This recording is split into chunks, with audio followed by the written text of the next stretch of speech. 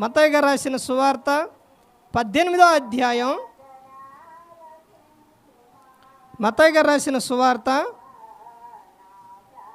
18వ అధ్యాయం 19వ వచనం చూడండి. మరియు మీలో ఇద్దరు తాము వేడుకొను దేనిని గూర్చైనను భూమి మీద ఏకీభవించిన ఎడల అది పరలోకమందున్న నా తండ్రి వలన వారికి దొరుకునని మీతో చెప్పుచున్నాను. ఎలయనగా ఇద్దరు ముగ్గురు నా నామమున ఎక్కడ కూడి ఉందురో అక్కడ నేను వారి మధ్యన ఉందునని చెప్పాను.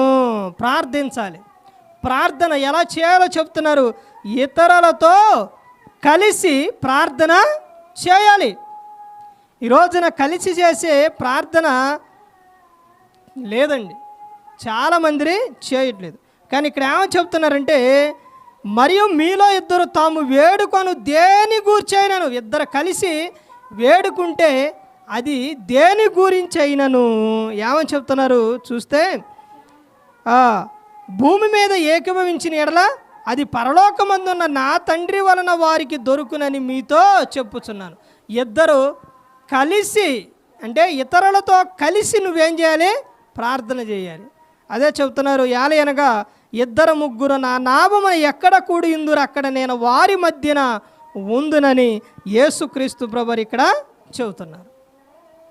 ఇద్దరు ముగ్గురు కలిసి ఉన్నప్పుడు ఆయన అక్కడ ఉంటారు అని చెబుతారు. ఈ లోకానికి వచ్చి మనందరి కోసం సిలువలు ఆయన మరణించారు. ప్రతి ఒక్కరు కూడా దేవుని యందు భయభక్తులు కలిగి పరిశుద్ధాత్మ మాట వింటూ హృదయశుద్ధిని కాపాడుకుంటూ క్రీస్తుని పోలి నడుచుకున్నప్పుడు ఈ లోకం విడిచినప్పుడు పరలోకానికి చేరుకుంటారు. మరి ఈ విధంగా నిలబెట్టి మాట్లాడించిన తండ్రి అయిన దేవునికి కృతజ్ఞతాస్తుతులు చెల్లిస్తూ ఇంతవరకు శ్రద్ధగా ఉన్న మీకు ప్రభు పేట హృదయపూర్వక వందనాలు చెల్లిస్తూ ఈ మాటలు ముగిస్తున్నాను. అందరికీ వందనాలండి.